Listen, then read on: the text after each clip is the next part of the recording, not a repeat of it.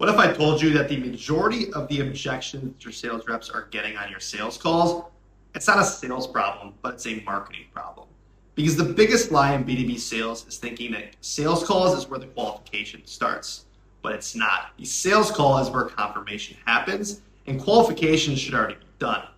And the fastest way to fix this is one thing that almost nobody is doing correctly, which is a pre-call video.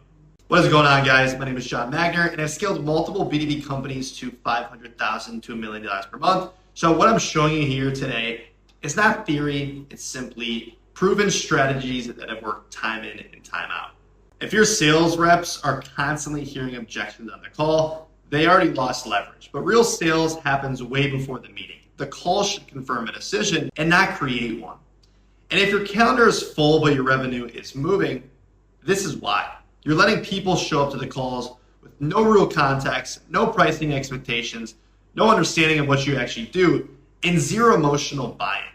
So the call essentially just turns into qualification, justification, and convincing, which for sales reps is completely exhausting, and it's very expensive. Not because prospects are bad, but it's because what you're doing is you're doing the hardest work live instead of working upstream. And a proper pre-call video does three things at once. It filters out low-intent prospects, it builds authority before you ever speak, and lastly, and most importantly, it neutralizes objections before they come up live. And if someone watches your pre-call video and still shows up, they're already leaning towards buying, and that's the goal. You don't want more sales calls, you want better sales calls. And the goal isn't to book more calls. The goal is to make bad prospects just disqualify themselves. So the only people left are actual qualified buyers. And in reality, the pre-call video is not a hype video. It's not a promo. It's simply a clarity and qualification asset. And here's exactly what you need to include to ensure that prospects show up qualified with the actual money. Alrighty, number one, your pre-call video should go over who this is for, and more importantly, who it's not for. You need to start drawing a hard line, saying it clearly.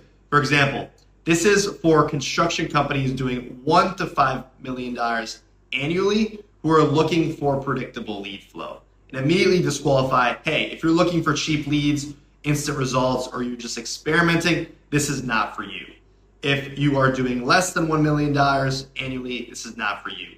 And all you're simply doing is disqualifying the people that you don't want to work with and qualifying more and more about who you want to work with. And the reason why this works so well is the majority of times your sales problem is just to do with, oh, these people that are showing up on the calls are not the proper fit. And this makes this a lot easier. And ultimately, disqualifying does two things. It repels time wasters and it increases desire for qualified buyers because people want what isn't for everyone. Now, the fastest way to attract serious buyers is to tell the wrong people to leave because disqualification isn't rude, it's respectful, and it instantly raises your perceived value. And business is a status game. The higher your perceived value, the easier it is to close people. Now, number two in the pre-call video, you want to go over what you actually do, make it specific as possible. Because most business owners lose trust right here. They say, hey, we run ads, but that means nothing. Instead, you got to explain it. Number one, what you do. Number two, how you do it. And then number three, most importantly, what you don't do.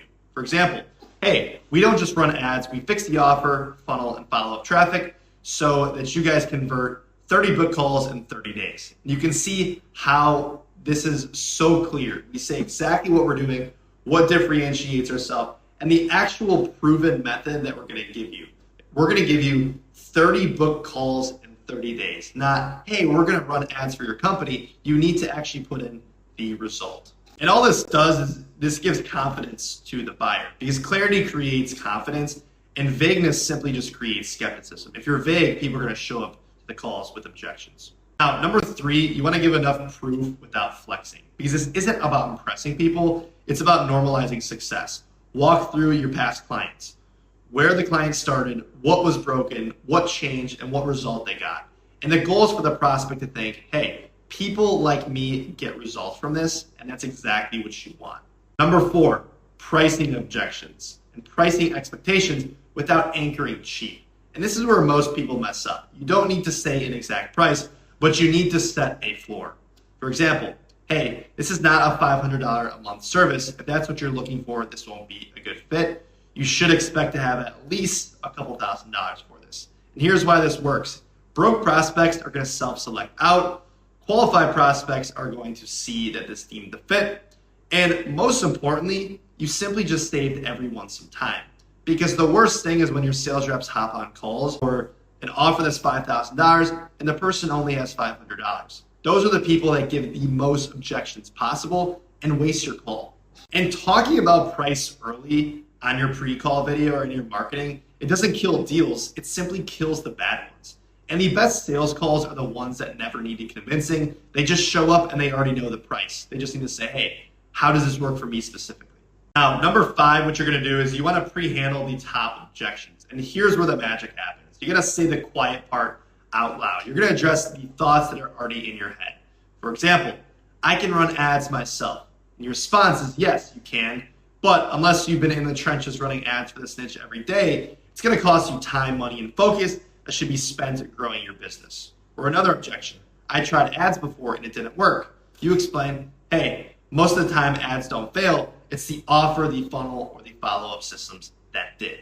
And you're not arguing with this, you're simply reframing. And by the time they get on the call, these objections are already neutralized. And this is the most important thing for your deals to go and get closed a lot smoother.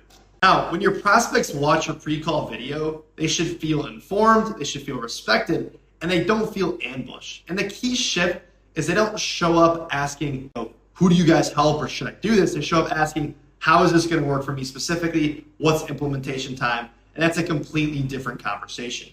And when prospects stop asking if they should buy and start asking how it works for them, you're no longer selling, you're simply just guiding. Now, lastly, how long should this pre-call video work? It should be 5 minutes, long enough to create clarity, short enough that serious buyers are actually gonna watch it. And if someone won't watch 5 minutes to solve a major business problem, they were never a buyer. The biggest thing that I see business owners do is, oh, well, I don't wanna do this because I don't want to enforce this rule, like watching a pre-call video, or I don't want to enforce that they show up with their camera on because that might drive away business. If people can't fall into your frame and listen to very, very specific rules, they're going to be a shitty client. For example, if you have a marketing agency and your prospects don't want to watch a 5-minute video to boost revenue, or they don't want to show up to calls with their camera on, they are going to be a headache. They're not going to listen to you. They're not going to show you. They're not going to help you out when it comes to onboarding. And ultimately, they're going to be a nightmare client. This saves way more time. It saves, first of all, churn. It saves wasted time for your fulfillment team. It saves a chargeback. And ultimately, it saves a bad review on your end. You want to only work with people that you want to work with. And hopefully, if you have a standard as a business owner, you want to work with people who have standards and who can actually fit your ideal client profile. And the last thing is the biggest time suck in your business is always going to come down to people. As a business owner, your biggest bottleneck will always be hiring and firing. And here's what most owners don't realize is the fastest way to lose good sales reps, it's not low commission or no management. It's putting garbage deals in front of them all day, especially if your sales reps are 1099. If they just spent 10 to 12 hours grinding and 8 out of the 9 calls were unqualified, or they just never should have been booked in the first place, like they weren't the ideal ICP, that's not a bad rep problem. That's a broken systems problem and a bad qualification problem that should be fixed as the business owner. And when you don't have proper pre-call protocols, you're not just wasting marketing spend, you're wasting your sales rep's time. And nothing kills motivation as a sales rep than feeling like your calendar is full, but your pipeline is fake. And I've seen this push out high quality closers over and over again, not because they couldn't sell, but because they were tired of being set up to fail. And here's the part that most business owners underestimate is that the sales community is extremely small. Reps talk a lot. And if you're hiring experienced sales reps, they're gonna go ahead and ask around. And they're gonna go ahead and talk to former reps and ask, how are the leads? How's the offer? How's the systems? And the moment a former rep starts saying, well, yeah, the leads suck or the systems suck, your talent pool is going to dry up and you can't have a business without any sales reps. And at that point, you're not just struggling to close deals, you're stuck in a constant loop of just replacing reps instead of building a real sales team. Because bad leads don't just kill your revenue, they destroy your reputation without the exact people that you need to scale.